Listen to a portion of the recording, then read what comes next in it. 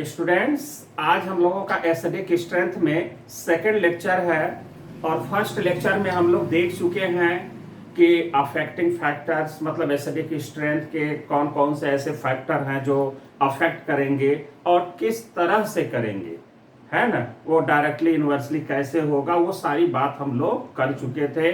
और ये भी देख चुके थे कि एसिडिक स्ट्रेंथ जो होगा वो कब बढ़ेगा। जैसे हमने कहा कि भाई जो कॉन्जुगेट बेस है जब वो स्टेबलाइज होगा तो एसिडिक स्ट्रेंथ बढ़ेगा। मतलब A माइनस जो था, अगर उसकी स्टेबिलिटी बढ़ रही है, एनायन जो बन रहे हैं H प्लस निकलने के बाद, अगर A माइनस की स्टेबिलिटी बढ़ रही है तो एसिडिक स्ट्रेंथ ज़्यादा होगा, या H प्लस निकालने की टेंडेंसी अगर बढ़ रही है तो एसिडिक स्ट्रेंथ ज़्यादा होगा। हम लोग कुछ पॉइंट्स को देख लेते हैं और फिर उसके बाद हम लोग आगे शुरू करते हैं एक ऑर्डर में। तो हम लोग देखते हैं कि फर्स्ट क्या हम लोग लेंगे। First point, stronger acid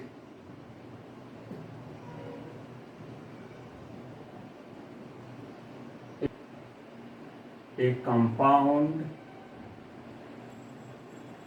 effect lean anilines. Next point,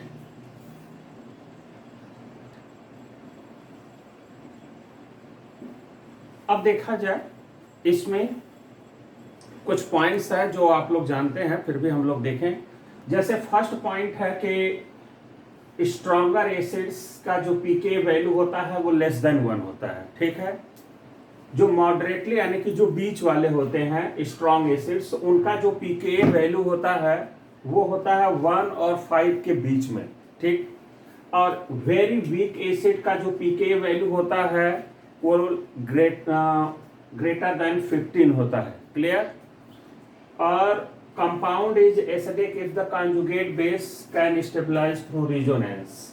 इसके कहने का मतलब ये हो गया कि अगर कॉन्जुगेट एसिड जो बना है अगर वो रेजोनेंस के द्वारा स्टेबलाइज हो रहा है तो उसकी जो एसिडिक जो स्ट्रेंथ होगा वो ज़्यादा होगा। जैसे कहने का मतलब ये हो गया, जैसे हम लोग आगे देखें, जैसे मान लीजिए कि कुछ इस तरह से कंपाउंड है CH2 डबल बॉन्ड CH और फिर यहाँ पर हमने ले लिया कुछ इस तरह से OH, ठीक है। अब यहाँ से मान लीजिए कि ये बॉन्ड टूट गया तो ये माइनस और ये प्लस सोल्यूशन में जाएगा, एसिडिक स्ट्रेंथ बढ़ेगा। लेकिन ये जो कॉन्जुगेट बेस बना है ये देखा जाए तो ये रेजोनेंस से स्टेबलाइज हो रहा है। कहने का मतलब है कि ये इस निगेटिव चार्ज डिस्पर्स कर जा रहा है। इसका मतलब है कि स्टेबिलिटी क्या होगा, बढ़ेगा। क्यों?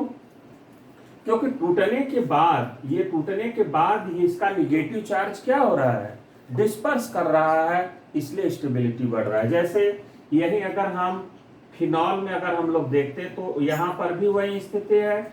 जैसे यहाँ पर देखा जाए, जैसे मान लीजिए कि OH है और H प्लस टूट गया, फिनॉल था पहले और बन गया H प्लस OH माइनस, ये सोल्यूशन में जाएगा, एसिडिक स्ट्रेंथ बढ़ेगा। क्योंकि इसका जो कॉन्जुगेट बेस बन रहा है वो अगर देखा जाए तो रेजोनेंस से क्या हो रहा है, स्टेबलाइज हो रहा है। रेजोनेंस के द्वारा वो डीलोकलाइज हो रहा है जिसकी वजह से वो स्टेबल हो रहा है। तो जब कॉन्जुगेट बेस स्टेबलाइज होगा रेजोनेंस के द्वारा तो एसिडिक स्ट्रेंथ बढ़ेगा। ये बात हम लोगों को क्लियर हो गया। अब आगे बढ़ते हैं कि ortho effect are found in only substituted benzoic acid and aniline. Ortho effect का मतलब ये है कि आर्थो पोजीशन, अगर मान लीजिए कि ये बेंजोइक एसिड है, ठीक, तो इसके आर्थो पोजीशन पर अगर हम कोई भी प्लस आर या माइनस आर अगर लगा दें, चाहे CH3 लगा दें या NO2 लगा दें, तो आर्थो पोजीशन पर अगर ये सारे ग्रुप या CH3 ग्रुप जो भी ग्रुप आप लगा दें, ठीक, तो एसिडिक स्ट्रेंथ क्या होगा है, जनरली बढ़ जाता है। कुछ केस होते हैं जैसे यहाँ पर भी COOH हो, यहाँ भी NH2 ग्रुप हो, उस केस में क्या होगा, घट जाएगा, क्योंकि एक म्यान में दो तलवार नहीं रह सकता, इसलिए ऐसा होगा। और क्यों नहीं होगा वो हम लोग अभी देखेंगे आगे जब हम एग्जाम्पल करवाएंगे तब। तो यहाँ पर अगर हम लोग देख रहे हैं कि आर्थो पोजीशन पर अगर कोई भी ग्रुप अगर लगता है तो उसका एसिडिक स्ट्रेंथ बढ़ जाता है, क्योंकि यहाँ टूटने की जो कैपेसिटी होती है वो बढ़ जाती है, टेंडेंसी बढ़ जाती है।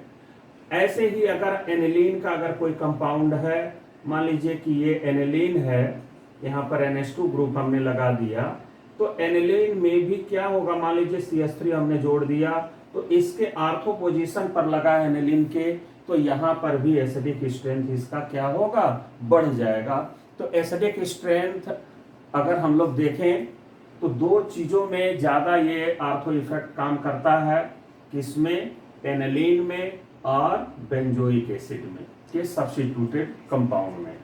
तो यहाँ पर ध्यान दें कि आर्थो बेंजोइक एसिड हो या एनिलीन हो, उसके आर्थो पोजीशन पर कोई ग्रुप लगेगा तो एसिडिक स्ट्रेंथ जनरली बढ़ जाएगा।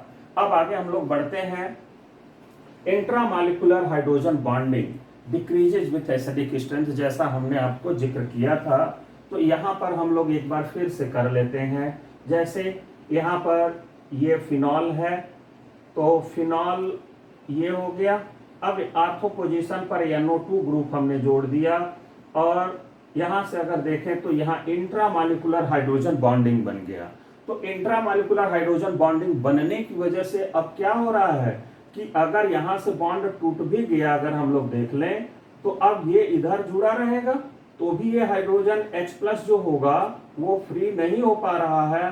ये H+ जो है इधर ऑक्सीजन से इंटरेक्टेड है, hydrogen bond intramolecular hydrogen bonding बनने की वजह से, तो सॉल्यूशन में ये जा नहीं पाता है, इसलिए एसिडिक स्ट्रेंथ बढ़ता नहीं है। लेकिन इसका जो स्ट्रेंथ होता है ये हाइड्रोजन बॉन्डिंग का बहुत कम होता है, इसलिए एसिडिक स्ट्रेंथ मामूली क्या होता है, डिक्रीज कर जाता है।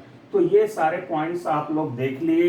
अब हम लोग ऑर्डर की बात करेंगे। ऑर्डर में हम लोग लेंगे कि जैसे यहाँ इनऑर्गेनिक और ऑर्गेनिक सभी कंपाउंड्स को, जैसे ऑर्गेनिक में सभी फंक्शनल ग्रुप को एक साथ जोड़ करके एक ऑर्डर देखें कि एक्चुअल में एसिडिक स्ट्रेंथ का ऑर्डर होता क्या है। तो जरा हम लोग देखें कि वो ऑर्डर क्या है।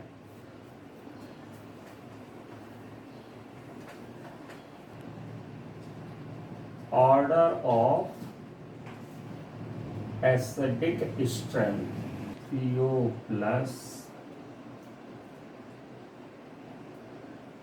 ऑर्गेनिक, एरोमेटिक,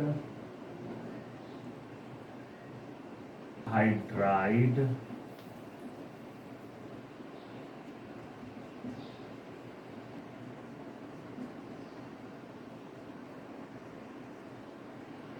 C+C sp2 और उसके बाद है RH sp3।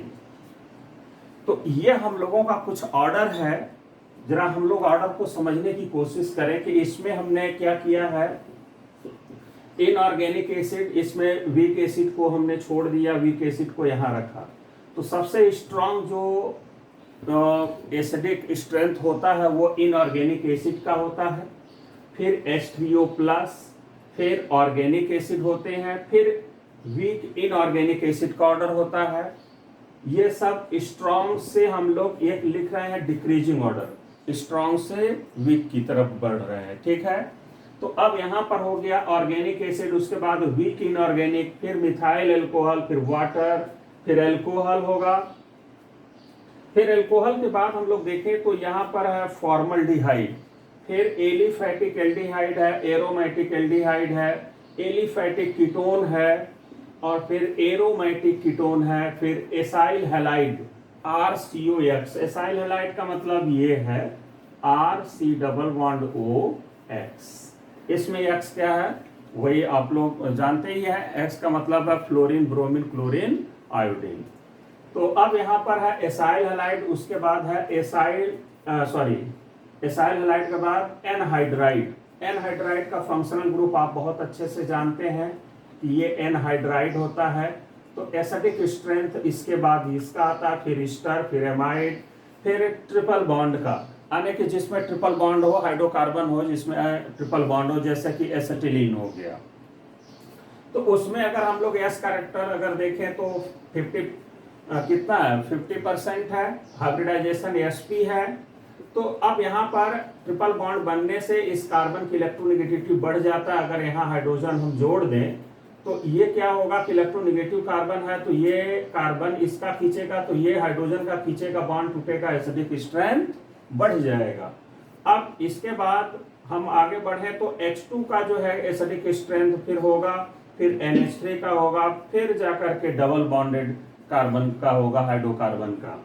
ठीक है, क्योंकि ये sp2 हाइब्रिडाइज्ड होता है। अब भाई ट्रिपल बॉन्ड से तो कम ही ये कार्बन इलेक्ट्रोनेगेटिव है। इसके बाद अगर हम लोग आगे बढ़े तब हाइड्रोकार्बन का मीन्स एल्केन का। तो सबसे वीक जो एसिडिक स्ट्रेंथ होगा वो एल्केन का, और सबसे स्ट्रांग जो होगा वो इनऑर्गेनिक एसिड का होगा। अब इसी में हम लोग कुछ एग्जाम्पल लेकर के बीच बीच में कुछ जोड़ते हैं। ठीक है, तो उसका ऑर्डर हम लोग देखें कुछ दूसरे तरह से। ठीक है, तो इसको हम लोग आगे देखें। तो हम लोग देखें इसी को दूसरे वे में हम लोग वही ऑर्डर हम लोग देखेंगे थोड़ा सा दूसरे वे में।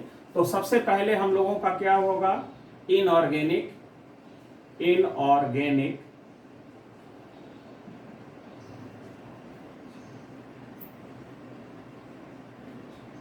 RCHO ARCHO means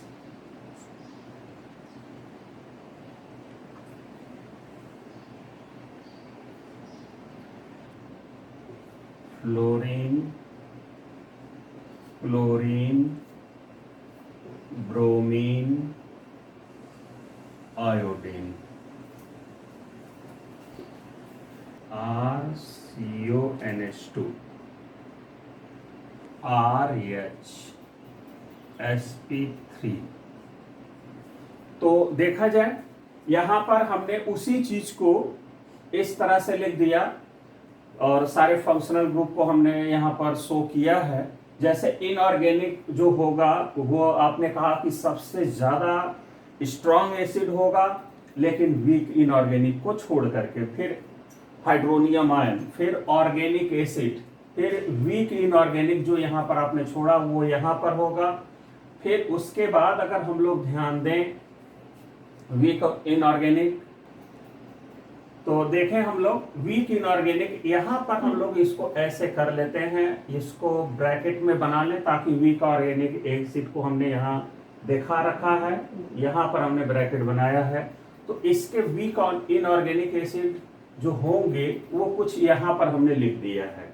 ठीक है, कि सबसे पहले कार्बोनिक एसिड, फिर H2S, फिर हाइड्रोजन साइनाइड है, फिर फिनॉल है।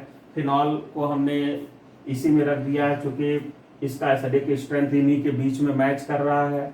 फिर इसके बाद थायोल है, मिथाइल एल्कोहल, फिर वाटर है, फिर एल्कोहल है, फिर एल्डिहाइड है, मतलब फॉर्मल्डिहाइड है, फिर एलिफैटिक एल्डिहाइड है, फिर एरोमेटिक एल्डिहाइड है, कीटोन है, एलिफैटिक, एरोमेटिक, फिर आगे कीटोन है, फिर एसाइल हैलाइड है, और एसाइल हैलाइड के बाद एसिटिक एनहाइड्राइड है, फिर ईस्टर है, फिर एमाइड है, और फिर ट्रिपल बॉन्ड है, एल्काइन है, फिर H2 है, फिर अमोनिया है, फिर एल्कीन है, और फिर एल्केन है। ये एसिडिक स्ट्रेंथ का ऑर्डर है। अब हम लोग एग्जाम्पल लेकर के जरा समझने की कोशिश करें कि ये ऑर्डर आ रहा है तो ये पहले क्यों, वो क्यों ज्यादा। अब इसमें एक्सप्लेनेशन हम लोग देखते हैं, तो हम लोग एक एक करके देखें। सबसे पहले लेते हैं इनऑर्गेनिक एसिड का एसिडिक स्ट्रेंथ, फिर उसमें हम लोग सारे रीजन देखेंगे। इनऑर्गेनिक एसिड,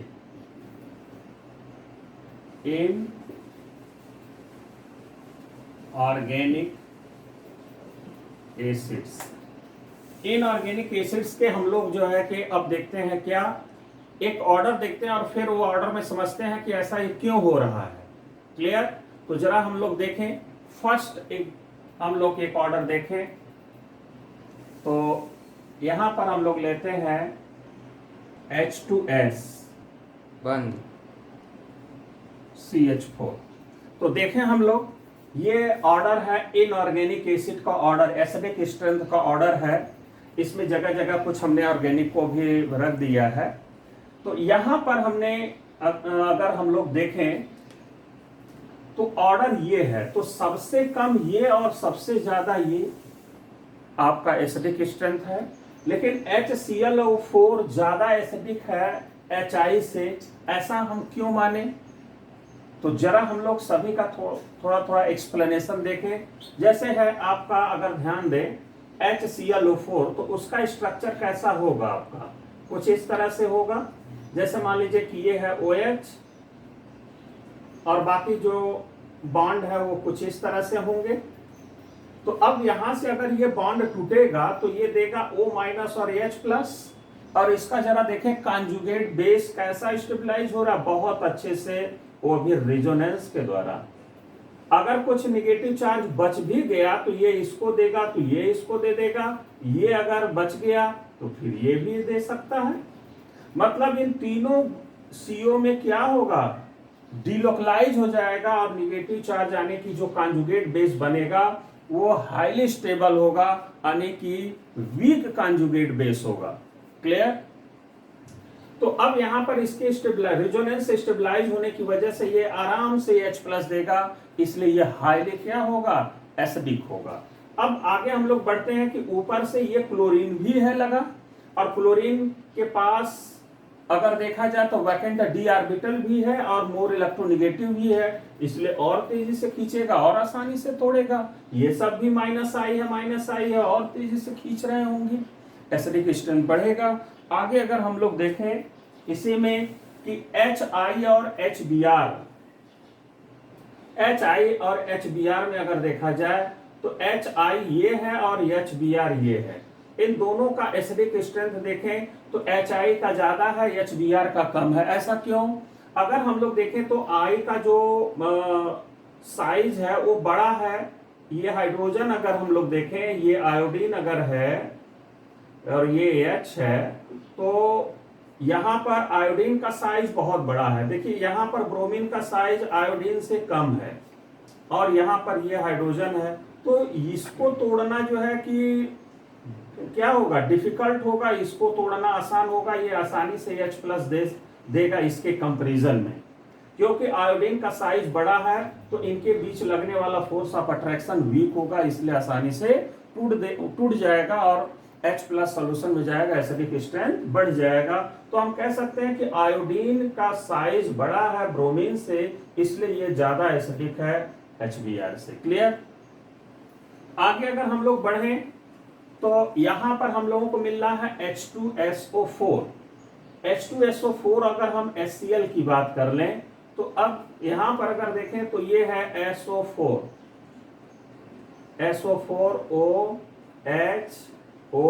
OH है, ठीक है। अब यहां से टूटेगा तो O- होगा और दोनों में क्या होगा, डिलोकलाइज हो जाएगा। यहां भी अगर कुछ निगेटिव चार्ज बचा तो यहां भी डिलोकलाइज हो जाएगा।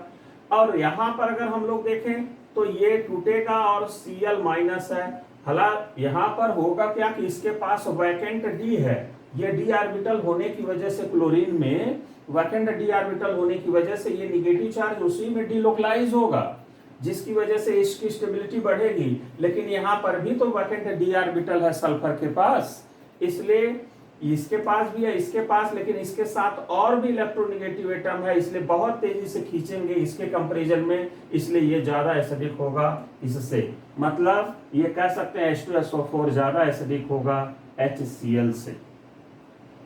अब आगे हम लोग अगर बढ़ें तो HCl, अब यहां पर अगर हम लोग देखें सल्फर का और ब्रोमीन से कर दें तो सल्फर का जो सेंट्रल एटम है H2SO4 में, जो सल्फर है सेंट्रल एटम है, तो इसका साइज थोड़ा कम है किससे, HBr से। यानी Br से साइज छोटा है, Br का साइज बड़ा है, इसलिए ये जल्दी से टूटेगा, ये थोड़ा सा यहाँ का बॉन्ड कम टूटेगा।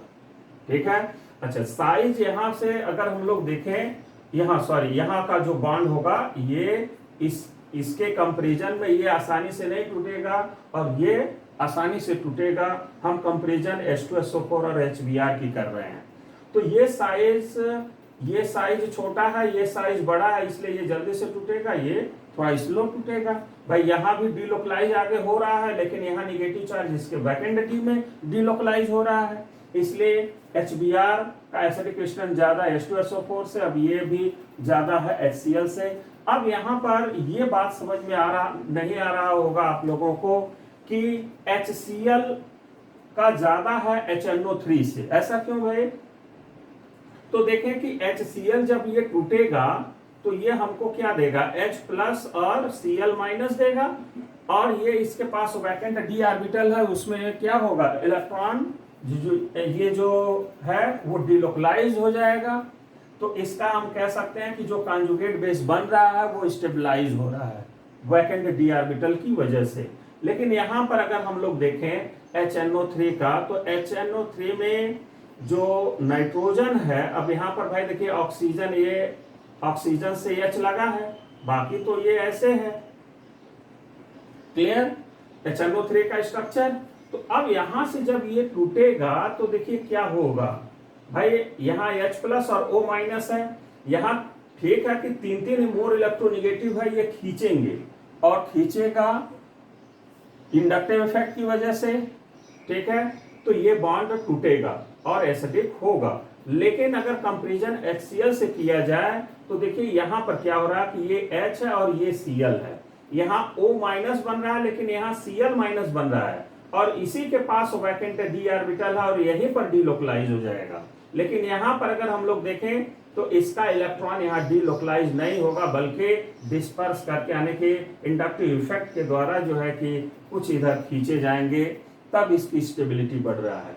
तो यहाँ पर तो तुरंत वो डीलोकलाइज हो जा रहा है, इसलिए हम कह सकते हैं कि HCl ज्यादा एसिडिक है HNO3 से।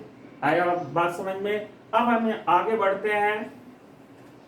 अब यहाँ पर अगर हम लोग देखें तो अब यहाँ पर तीन तीन ऑक्सीजन, यहाँ एक ही ऑक्सीजन है, इसलिए हम कह सकते हैं भाई तीन के अलावा ये नाइट्रोजन भी है 4, इसलिए ये ज्यादा एसिडिक हो गया इससे। तो यहाँ पर तो आप लोगों को कोई कंफ्यूजन नहीं होगा। अब यहाँ पर आते हैं, जरा यहाँ पर हम लोग देखें कि क्या स्थिति है। अब यहाँ पर अगर हम लोग देखें HSO4, तो HSO4 का अगर हम लोग स्ट्रक्चर देखें तो कुछ इस तरह से होगा, ये है OH और यहाँ है O माइनस, ये है HSO4 माइनस। अच्छा, अब यहाँ पर अगर देखें कि ये माइनस है तो ये कह सकते हैं कि ये डिलोकलाइज हो रहा है। तो यहाँ पर जो कॉन्जुगेट बेस बनेगा तो डिलोकलाइज होने का चांस थोड़ा कम हो जाएगा, या इधर ये हो रहा है तो बचेगा केवल इधर ही, है ना। अच्छा, दूसरी बात ये है कि अब हम यहां से हम ये कह सकते हैं कि भाई इसका एसिडिक स्ट्रेंथ कम होगा ये हाइड्रोनियम आयन से। ये बात समझ में आया? क्योंकि भाई ये निगेटिव चार्ज डीलोकलाइज अगर इसमें भी हो सकता है, इसमें भी हो सकता है, ठीक है। तो अब यहाँ पर क्या होगा कि भाई इसी इलेक्ट्रोनिगेटिव की वजह से टूटेगा या बहुत करेगा, सल्फर खींच रहा होगा, बाकी तो ये सप्रेस कर दे रहा होगा। तो यहाँ पर हम कह सकते हैं कि ये ज्यादा एसिडिक होगा HSO4 माइनस से। अब यहाँ पर अगर हम लोग देखें, कंपैरिजन कर लेते हैं H3PO4 से। H3PO4 में अगर स्ट्रक्चर देखा जाए तो कुछ इस तरह से होगा, ये है H3PO4 का। अब यहाँ पर अगर हम लोग देखें तो ये अगर बॉन्ड टूट गया, ध्यान दें हम लोग कि अगर ये बॉन्ड टूट गया तो अब डीलोकलाइज क्या होगा, सिर्फ एक रास्ता है, ठीक। या अगर हम लोग देखें तो भाई इसके पास वैकेंट डी ऑर्बिटल है, सॉरी वैकेंट डी ऑर्बिटल तो है नहीं, लेकिन इसके पास है तो इसके पास भी है, भाई दोनों के पास है। तो जब दोनों के पास है तो रिजल्ट डिसाइड नहीं करेगा। जैसे एक इस पर हम लोग एक थोड़ा सा एक एग्जांपल लेके समझ लें कि कैसे नहीं करेगा। जैसे मान लीजिए कि ए और बी दो पर्सन है, ठीक है। ए के पास है 1 लाख, इसके पास भी 1 लाख है। इन दोनों में पूछें कि कौन ज्यादा धनी है, तो आप कहेंगे कि दोनों बराबर धनी है, कुछ नहीं हम कह सकते। अब इसके पास 1 करोड़ कर दिया, इसके पास भी 1 करोड़ संपत्ति अगर दोनों के पास है, तो हम पूछे कि कौन ज्यादा धनी है, तो भी आप नहीं बता सकते कि कौन ज्यादा है। लेकिन अगर हम इसी के पास कहें कि एक इसके पास पेपर पेन है या एक मार्कर है ना, पेपर जो लगाते हैं पेन, ठीक है। अगर वो पेपर पिन है इसके पास अब इन दोनों में कौन ज्यादा धनी हो गया, ए कि बी? तो आप कहेंगे कि बी, क्योंकि भाई देखिए ये तो दोनों के पास बराबर है, ये दोनों के पास बराबर है, यही इसके पास क्या है, बी के पास पेपर पिन एक्स्ट्रा में है, इसलिए बी क्या हो गया, धनी हो गया। तो कहने का मतलब है कि रिजल्ट डिसाइड कौन करता है, जो अलग होता है, जो डिफरेंट होता है, रिजल्ट वही डिसाइड करता है। इस बात को अपने दिमाग में बैठा लें कि जो सेम रहेगा उस पर ध्यान नहीं देंगे, जो डिफरेंट रहेगा उसी पर ध्यान देना है। अब आगे बढ़ते हैं हम लोग। तो यहां पर भाई दोनों के पास वैकेंट है, इसलिए ध्यान नहीं दे रहे हैं हम लोग। यहां पर अगर देखा जाए तो नंबर ऑफ ऑक्सीजन एटम ज्यादा है, यहां पर भी अगर देखा जाए तो ऑक्सीजन तो बराबर है, तो यहां पर देख लें। लेकिन यहां पर अगर हम लोग थोड़ा सा एक अगर देखें तो जब इसका निगेटिव चार्ज होगा, अगर ये इधर से डिलोकलाइज हो भी जा रहा है, तो यहां से देखिए कि ये इसको देगा और ये इसको दे देगा, ठीक है। और यहां पर अगर हम लोग देखें तो यहां भी डिलोकलाइज हो रहा है, तो क्या होगा यहां पर, तो इसमें हम लोग देखें, इसमें आप लोगों को ये देख लिए कि भाई 4 इसमें भी है, 4 इसमें भी है, कि इसके पास भी वैकेंट है, इसके पास वैकेंट, सब देख मिला लिया, तो जो सब है कॉमन है तो रिजल्ट डिसाइड नहीं करेगा। लेकिन ध्यान से अगर हम लोग देखें तो सारी बात क्लियर हो जाएगी। कैसे भाई, इसके पास जो लोन पेयर है ये यहाँ से डिलोकलाइज हो गया, तो ये इसमें चला गया, इसको बीजी कर दिया, तो इधर का तो नहीं ना डिलोकलाइज हो पाएगा, या ये लोन पेयर है, ये इसके वैकेंट डी ऑर्बिटल में चला गया, तो ये इसको दे दे, है कि नहीं। तो कहने का मतलब ये है कि अगर ये इसको दिया, भाई ये वैकेंट ऑर्बिटल में तो ले रहा है, वो तो कॉमन है, वो उसको छोड़ दें, लेकिन रेजोनेंस से देखें, ये इसको देगा तो ये इसको देगा, या ये इसको देगा तो ये इसको देगा, तो ये कहाँ डिलोकलाइज हो पाएगा। तो इसका मतलब ये है कि यहाँ तो चांस है भाई ये इसको देगा, ये इसको देगा, लेकिन यहाँ पर तो डिलोकलाइज हो जा रहा है ये, इसलिए हम कहेंगे कि ये ज्यादा एसिडिक हो गया इस वाले से, इसलिए ये ज्यादा एसिडिक होगा इस वाले से। ये बात क्लियर हो गया होगा। अब आगे बढ़े, बाकी तो आप सब समझ रहे होंगे कि ये क्यों हो रहा है ऐसा। अब यहां पर अगर हम लोग देख लें तो यहां भी देख सकते हैं कि कैसे H2CO3 है, तो H2CO3 का अगर स्ट्रक्चर हम लोग अगर देखें, जैसे यहां पर अगर देख लें हम लोग H2CO3, तो ये C डबल बॉन्ड OH, तो अब यहां से अगर ये टूटेगा तो क्या बनेगा, देखिए O माइनस बना तो, और ये डिलोकलाइज हो गया, चला गया। लेकिन इसमें अगर देखें तो क्या होगा भाई, ये टूटेगा तो ये प्लस ये माइनस इसी में केवल डिलोकलाइज होगा वैकेंट में, लेकिन यहाँ मोर इलेक्ट्रोनिगेटिव एटम खींचेगा, इसलिए ये जल्दी से टूटेगा, तो मोर एसिडिक या लेस एसिडिक। बाकी आप लोग समझ रहे होंगे।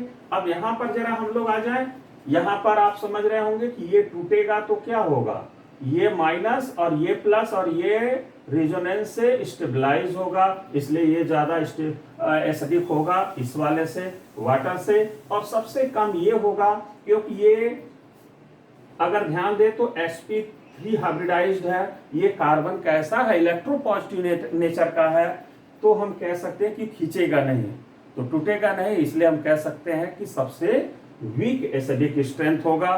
तो इसमें हम लोग अगर देखें इस लेक्चर में इतना ही, लेकिन अगले वाले थर्ड लेक्चर में अब हम लोग लेंगे सेकंड क्वेश्चन, और उसमें सब अब देखेंगे कि वो ऑर्डर कैसे वेरी कर रहा है। ये तो हमने पूरा ले लिया, अब वहां कुछ क्वेश्चन टाइप का में कुछ कुछ कंपाउंड लेंगे भाई, पीरियड में अगर हम लोग ले रहे हैं तो सभी का हाइड्राइड बना दें, किसी का ऑक्साइड बना दें, है ना, नंबर ऑफ ऑक्सीजन जोड़ दें, तब कैसे एसिडिक स्ट्रेंथ वेरी करेगा वो हम लोग देखेंगे लेक्चर 3 में, ठीक है। तो इसमें इतना ही, लेकिन आप लोगों से ये जरूर